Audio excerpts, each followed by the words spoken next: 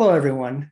Thanks for joining us on another episode of the All Might Be Edified discussions on servant leadership. I'm Keith Pankow, the host and producer of this podcast, and I have the wonderful privilege to be here with Nailah Blades Wylie, who is a life and leadership coach who helps leaders tap into their power to build personal and professional lives that are whole, good, and full of possibility through high-touch coaching that integrates the outdoors. Nailah teaches her clients to go from feeling invisible to imitable in every area of their lives. She also consults with brands and organizations on how to create inclusive organizational cultures that allow all individuals to shine authentically at work and facilitates professional development through programs for Black, Indigenous, and people of color employees. Nailah began her career in the consumer packaged goods industry, which gave her invaluable experience in marketing and strategic planning.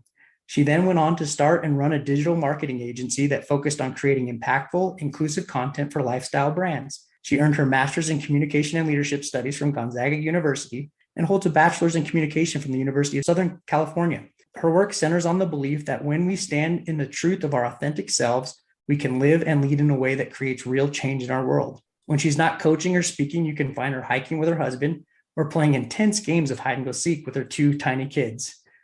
Well, welcome, Nailah. I'm so glad to have you on the podcast today. Thank you. Thanks so much for having me. Yeah, just wonderful. I first met Nailah when we were in Gonzaga University, and we had the opportunity to climb Mount Adams, as I talked a little bit about with Lori in her episode. And it was just such a wonderful experience for me in my life that I continue to go back to it in many of my leadership discussions and thoughts and how to even push myself to greater limits. And one of the realizations I've had as I've continued to think about that is how, while there's a summit of a mountain that's very easy to see and visualize, the summit of each of our own individual mountains is often quite different and harder to visualize for us when we're looking at a different person. And so while not everyone in the class made the actual summit of the mountain, I felt that everybody in that class reached a summit of their own of some degree. And as I was thinking about you in that class, I was curious what your thoughts were on that experience and how that helped you move forward. Yeah, I love your analogy about just mountains and summits and our own personal summits, because I think that is so spot on. And I think, just like you, that class really had such a great impact for me in terms of just the way that I think about leadership. And I remember the name of the course was like Leadership and Hardiness. And I thought that was so, I think about that a lot. What does it take to be hardy, or what does it take to be resilient? Especially, we've gone through a lot in the last 3 years or so just in our society. So how do you come back to those principles? But yeah, I agree. That class really did. And just that entire experience of backpacking and, setting out to summit that mountain. And for me, that was my first big experience with the outdoors like that. I had never, camped. I had never backpacked. I had never hiked that long. I had never gone up, but I had never done any of that. So it was just such a novel experience for me, but it completely changed my life and the way that I approach things. And I tell people all the time, that is probably the hardest thing that I've ever done in my life. And I've had 2 kids. So it really did have a huge impact on my life and just the way that I perceive things and the way that I move forward. And I think also just being able to embrace the outdoors as well. Yeah, that's great. I did not realize that was your first major experience in the outdoors like that. And that just speaks to your own grit, if you will, of you did very well on that climb. And so if that was your first experience, that was definitely not an easy first experience with backpacking or mountaineering or anything like that. So definitely not a beginner's course, if you will. But I love that idea. I forgot that the name was Leadership and Hardiness and Resilience. Yeah. And especially, and I love that you referenced these last 3 years with the pandemic and all the many different things that have been going on, the wider dialogue on social justice, the many more national disasters. There's been a lot that's been going on that requires us to tap into that resiliency a little bit more. And one of the things I took away from that class, because I had always thought that resiliency was just something that people had or they didn't have.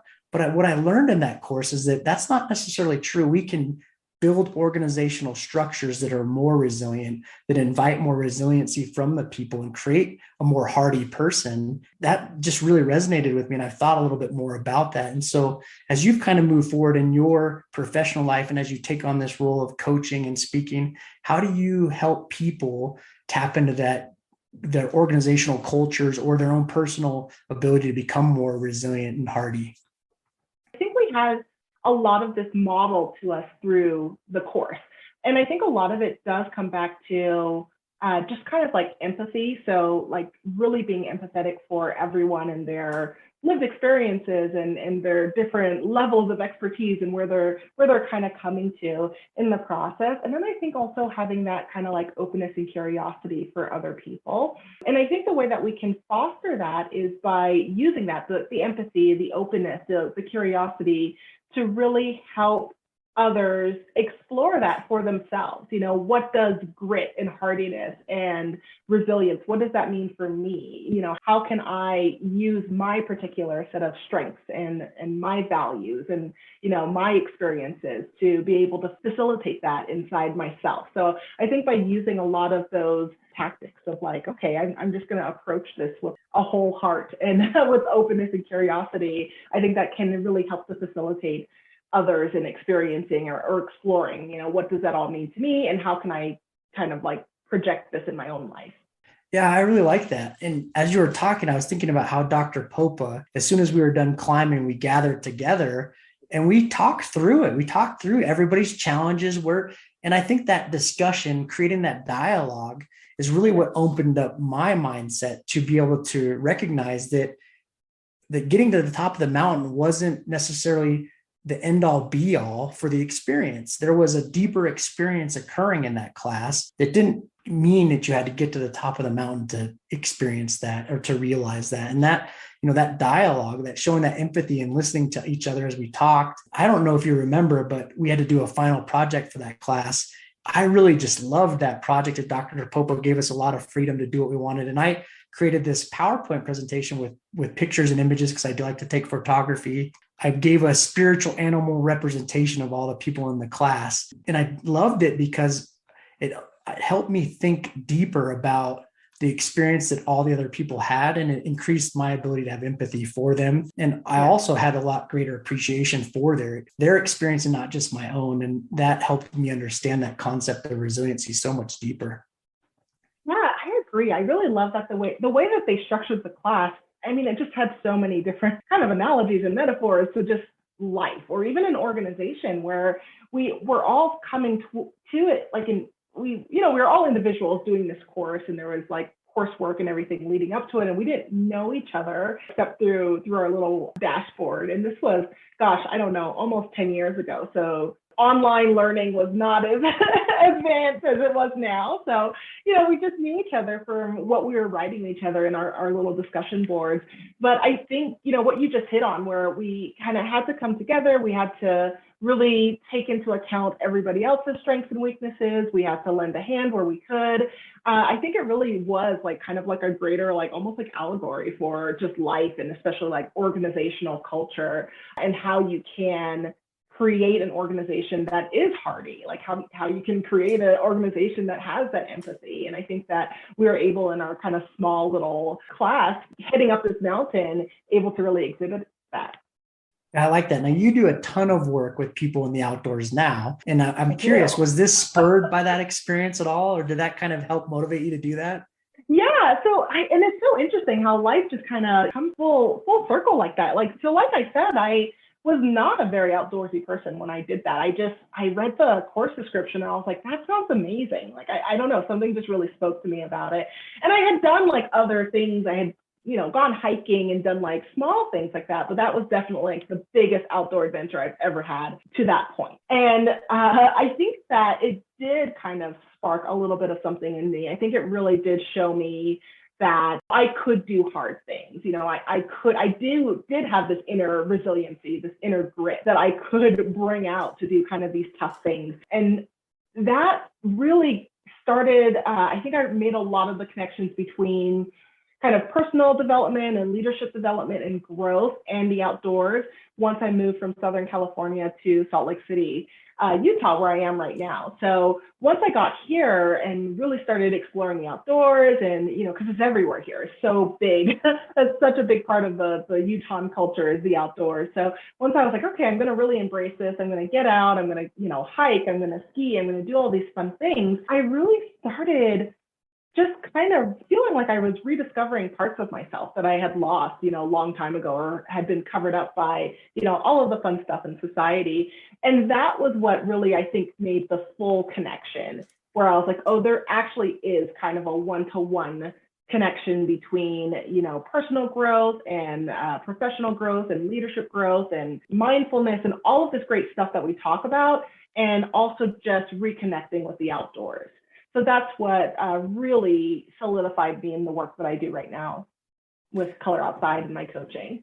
I love that. Now, tell me more about Color Outside. I follow you on social media, so I know about it, but tell our listeners about it, because I love the posts that you do on social media. I love following it. I think there's incredible value in what you do with your organization there. So I'd love for our listeners to hear more about it.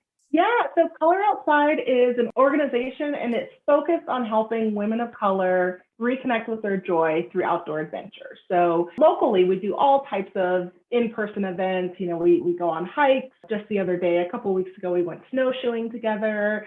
We're going skiing this upcoming weekend. I host retreats, and really it's about helping to create that safe space that, kind of like that course did for me, where it kind of created this safe space where I could try something out that was so novel and so foreign to me. And I could say, okay, I'm going to try this mountaineering thing and see how it goes, and just reap a lot of those benefits. So I'm really trying to do the work of creating that safe space for women of color to be able to get outside and explore and build community in that way, but also to just rediscover those parts of ourselves that make us, that, light us up, make us excited, make us feel carefree, connect us back to our joy. I think it just has tremendous benefits, just wellness benefits, our own kind of mental health, physical health, all of those great things.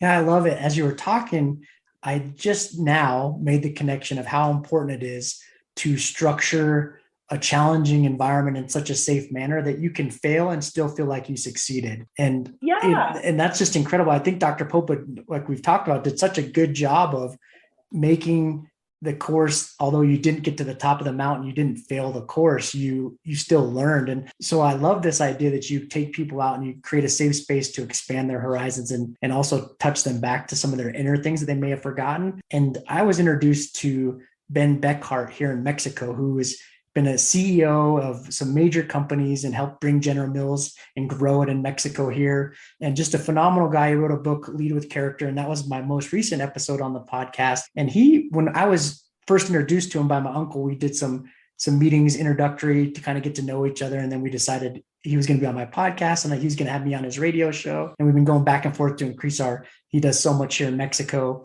But one of the things he told me when I first met him is that he works on deprogramming, if you will, all these bad habits we learn, trying to adapt ourselves to organizational structure, trying to get ahead in corporations. So he works on kind of helping people become more true to themselves and deprogramming those things they just learn to adapt to. And I really just love that thought that, too often we lose a part of ourselves in our work. We grow as well, but sometimes we give up a part of ourselves. And I think it's helpful that you take these women out and you help them rediscover that. Yeah, absolutely. I call it coming home to ourselves, because I think that, we're born and we're these perfect little beings, and we're really true to ourselves and really, really have an understanding of who we are. And, we're growing and we're learning. But I think that as we grow, so many things kind of layer on top of us to make us forget that. So whether it's just society or work or parents or, all of education, school, all of these different structures just take us further and further away from who we are at our core. And yeah, I think that once we're able to deprogram, like you said, or just kind of unpack some of those layers and come back home to ourselves, it's, hugely, immensely important to be able to do that. Yeah. And then oftentimes we have a newer vigor or energy about the work we do because we recognize that we can come at it with a new life or with our full self, as opposed to just giving that part of ourself we give to work while we give other part to our friends or another part to our family, or, all these different cultures. We sometimes feel like we have to segment ourselves or compartmentalize, but if we can learn to give our full self to these attributes, we can actually have more ability to achieve greater possibilities. Yes, yeah, I think so. And I think that's one of the things that I remember most about my time spent in corporate, which was not the best time for me. I don't have the best personalities for working in a cubicle, but I think one of the things that really bothered me the most towards the end before I decided to like quit my job and start doing my own thing was that feeling of feeling like, okay, I showed up in this, parking lot and I have to like turn myself off for the day or like for 8 or 9 or 10 hours and then come back out and then try and like turn myself back on. And I think the more you do that, the harder it feels to turn yourself back on and get back to yourself 100%. And I just did not like that feeling. It felt like very much like an inner conflict. And I think that was definitely one of the biggest things that made me say, I think I need something else. I think there might be something better out there for me. Yeah, I love that. As I continue to study and really think about leadership and learning and all these things and how they go together, one of the things that I feel very strongly about is this need for dialogue to increase the value of diversity in our corporations. Now, we might focus on diversity, we might even think we're being somewhat inclusive, but I have this really strong belief that if we don't create a dialogue with people that allows them to embrace who they truly are and not leave part of themselves at home, we're not actually reaping the benefits of diversity. We might bring a diverse body together, but we're all training ourselves to think the same, and we're losing all those benefits of diversity, of those, getting an idea and building the layers upon layers, or getting a different perspective that says, this really isn't going to work for this audience group because of A, B, and C, right? And so I think that there's this need, even in corporate world, which we sometimes in today's world, because we're hyper focused on these kind of metrics of diversity inclusion, but not the actual benefits of diversity and inclusion too often, is kind of my belief on there. You do a lot of work with this. So how do we teach people to create a safe space? Because we want to create a safe space, but we also need to, be respectful of people as well. Safe and respect are very vital to this creating dialogue. But how do we do it that really invites people to show that vulnerability, to share more of themselves that they might be hesitant to do so because they're too afraid of adapting to the company culture? Yeah, absolutely. I think you hit it spot on, where I think a lot of times we focus on diversity, which, like you said, it might just be bringing different types of people. And that's an easy metric to check. Oh, okay, we have, 4 of these people, we have 5 of these people, you could check the box. So I think it's definitely moving from focusing so much on the diversity to moving into like the inclusion. Are we building a place where people feel included, moving even past that to a sense of belonging? Are we building a culture where folks really feel like they belong? They are a part of this team.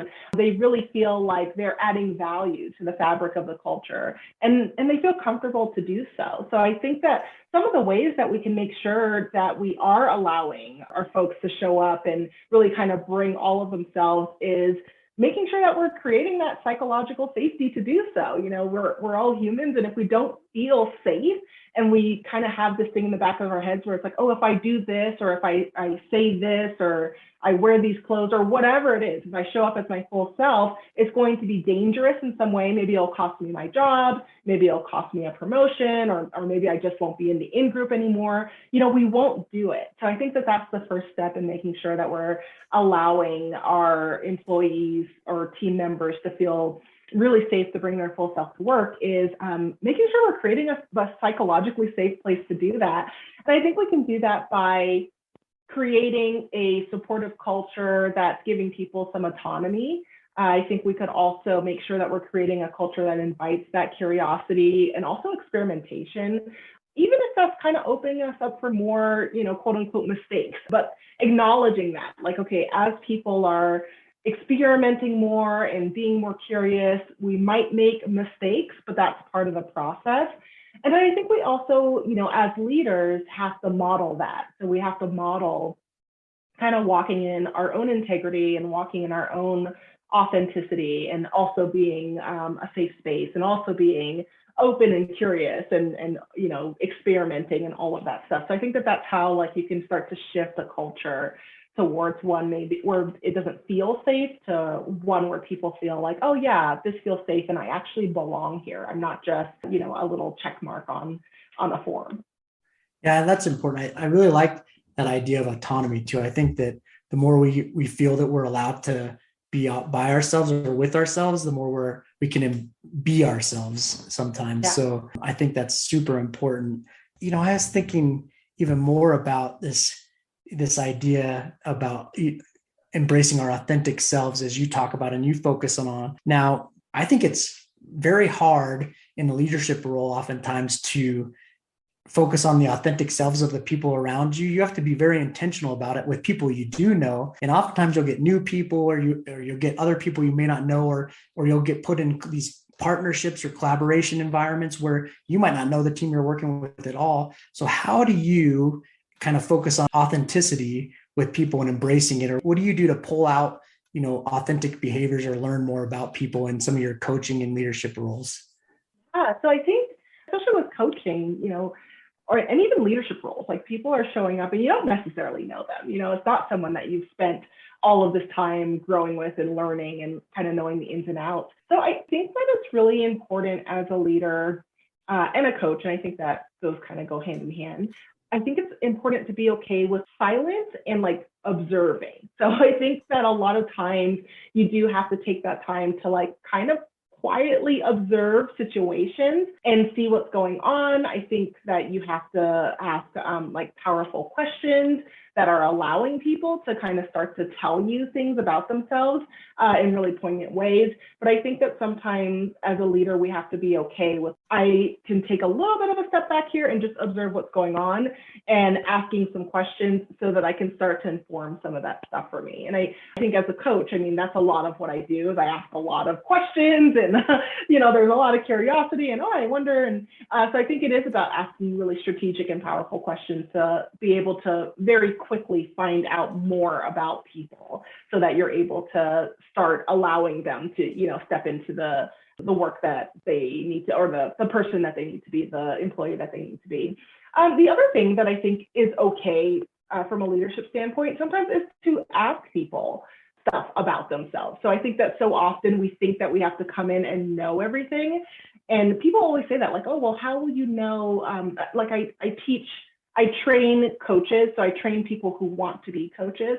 And a lot of times students will say things like that, like, well, how do we know if our clients are better at processing this way? Or how do we know what their strengths are? How do, these things, it's like, well, ask them, ask them what their strengths are, ask them how they like to be communicated with. I think that's okay for us to ask questions and come from this place of like, well, I don't know this answer, so I'm going to ask. And I think that very often our like way of leadership in our society is that like the leader needs to know all of these things almost through like osmosis, and that's just not the way it is, right? So I think that it's okay to come from that place of like not knowing and say like, okay, well, I'm going to ask you these like very strategic questions so I could find out. And then once you ask those questions, how do you best like to work, or how do you best like to be communicated with, making sure that you're actually acting from that place. So not asking people questions and then completely ignoring it, but saying like, oh, what are your strengths, or, how do you best do this? And then making sure that you're acting from that place with them.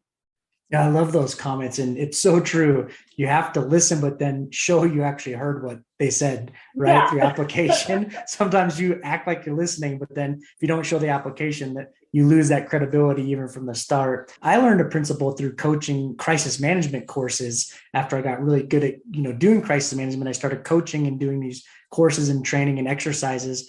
And I knew this principle in theory, this idea that when the leader speaks, it kind of shuts down dialogue because they're like, this is where we're going. So, and you see this a lot in crisis management because high stress environment, when the leader tells you they've got a vision, it just sends everybody running. Well, what someone told me is that, as a good leader will ask first and wait till they feel that all the opinion, all the good information is obtained, and then they'll share their direction. And only will they divert from that if they feel that the team needs direction to get going. And I've really, as I've coached people, I've watched this actually happen, because when you're hyper focused, watching people as coaching, because you're there just to watch them and help them. It helped me actually see this play out where people would the leader would speak right away and it would just shut down all dialogue. And I'm like, Yeah. wow, just right away, and it kind of goes back to that old mentality you talked about, how we thought leaders need to know everything, but a good leader taps into the expertise of their team and, pulls things around them. And I think even President Obama talked a little bit about that, how he worked on surrounding himself with really great people and then letting them do what they were experts at. And that's valuable. We don't surround ourselves with dumb people. We don't, go hire the worst people for organizations. So we should show them, going back to autonomy, we should show them that we trust them and we want to hear what they have to say. Yeah, absolutely. And I think that continues to grow that culture then, when if they're like, oh, okay, like I'm a valued member of this team, the leader trusts what I'm going to say and they trust me to kind of go off and execute it, then that empowers them to keep doing it. And that just brings the entire team up. I remembered an experience I had in Alaska when I was stationed in Alaska while you were talking too. I was on this committee to build these exercises and then in Alaska where I worked was Prince William Sound in Valdez, Alaska, where the Exxon Valdez oil spill happened. And so every year they do this massive exercise to prepare in case there's ever an oil spill again like that they're very prepared. They have all this equipment, technology, and they bring these groups together. Well, some of the things that have happened since then is they created a community group that's their sole responsibility is to look out for the interests of the environment and the community, so that way they have a seat at the table and they have their own lens to look through. And then you have, of course, the state government, the federal government, us and the Coast Guard, and then you have the oil industry as well. And so we bring these groups together to plan an exercise. But what I learned really early on was that, the community group, they had to always justify that they were needed to the community. So they were always trying to show deficiencies in oil or the regulators. And then the regulators were always on the defensive, and the oil spill company was always worried about or I'm not going to disclose all my equipment because then I have to do all these extra inspections. And it just created this kind of environment where nobody was really being open and communicating. And I actually had just, it was pretty relevant in my Gonzaga experience. And I'd taken some team building courses there. And I was like, forget this. We're going to do a team building exercise at the beginning of every meeting, something small, get to know each other. And it was amazing to me as the people started to get to know each other and learn their backgrounds, they really started to see that everyone at that table cared about the community and cared about the environment. And that if we could work together, we could actually do what was better for the community and the environment and be even more prepared. And it, I don't know that I had a massive role in it other than just kind of spurring them that direction, but it really, those meetings changed over the course of a year to be way more productive. And it was very evident to me that, going back to, embracing people's authentic selves. So I think not only embracing their authentic, but when we learn who people are, we're also more receptive to learning from them as well.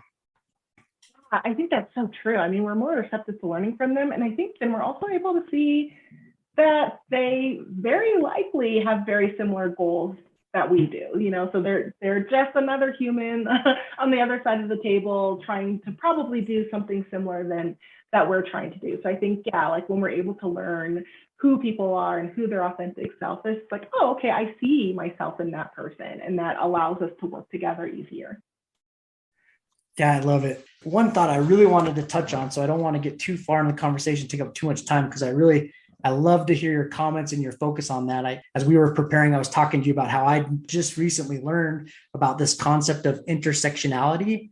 In case there's other listeners that are as ignorant as I was, I'm going to read a little bit about it and then ask you some questions. So it goes back to, Nailah already knew who had said it when I first mentioned to her. She was all over. She's like, oh yeah, by Crenshaw. Yep. Kimberly Crenshaw came up with this term in 1989 to highlight the unique position of compounding injustices faced by Black women at the intersection of race and gender, by a problematic concurrence of the tendency to treat race and gender as mutually exclusive categories of experience and analysis.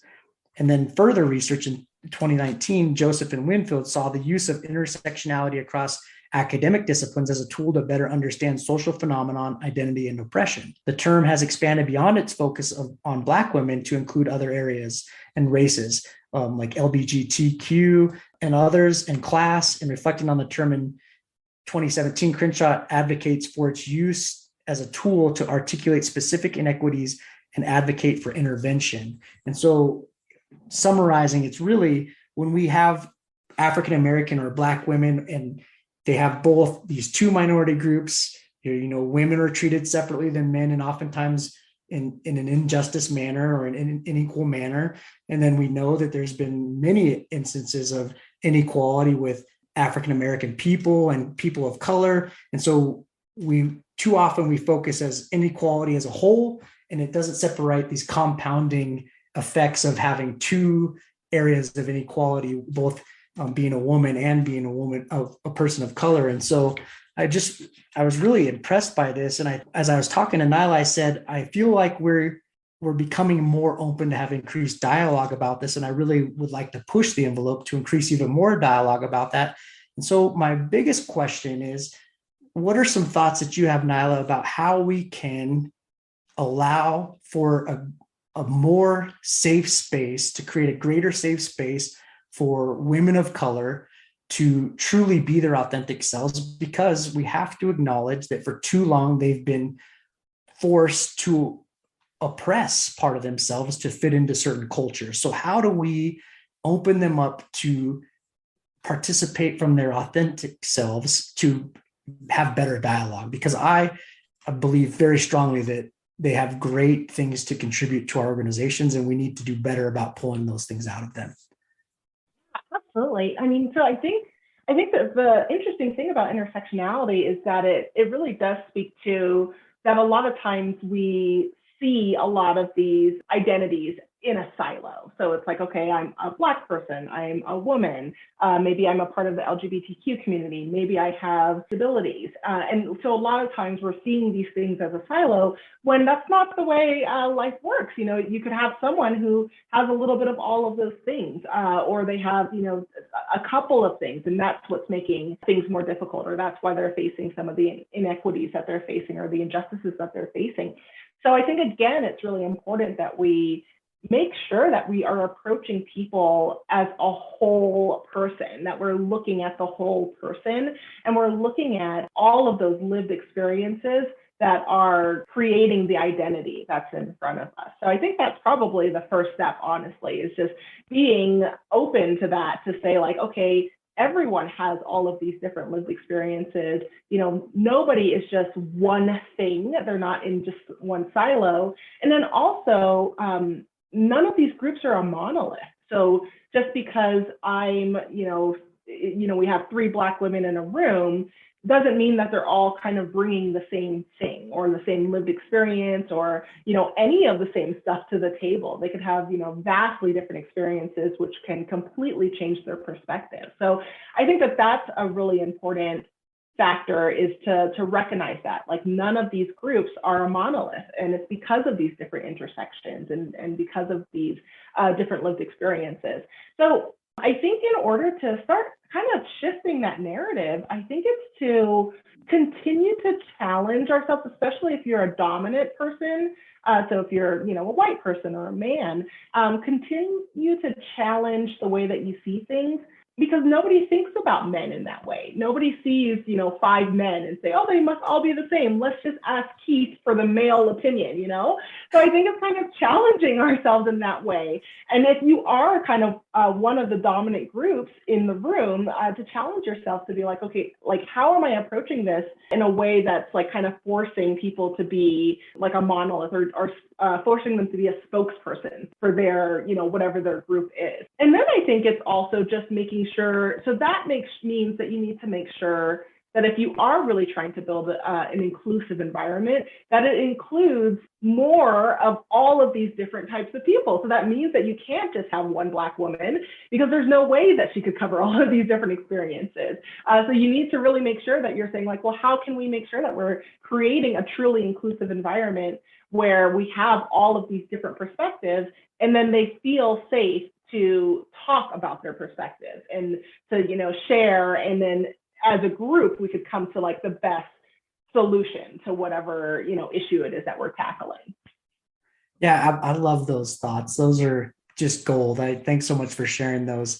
And it goes back to not just creating easy metrics of diversity, actually embracing true diversity, and also as a leader, stepping back, listening and observing, like you said. If we do that more, then you're not projecting onto people what they should or must feel, or trying to be that monolith of, speaking to people. I thought Ann and Scott Springer, who teach at BYU Hawaii, talked a little bit about this. They represent many different countries at BYU Hawaii. It's a very diverse community because they focus on the Polynesian and Micronesian and Asian countries as their student base, but they're very careful not to have a student represent their own country, because that they could be, even within their own country, there's different cultural, there's socioeconomic statuses, there's all sorts of things that fit into it. And even my personal background, I definitely am a Caucasian looking male. There's no doubt about it. But my mom was adopted out of a Native American tribe, and her dad was a tribal member of the Tulalip tribes in Washington State. And because of that, not just because of, her background, but also the years of adoption, I grew up in a home full of substance abuse and many struggles that I had to get out of it. My experience is quite different than most of the people I grew up around. And going back to your point, never am I asked to represent all white men. It just doesn't happen. You're right. So people, they embrace me for who I am. And I think we need to do more of that with everybody around us, embrace them for who they are. I always like to give people a challenge.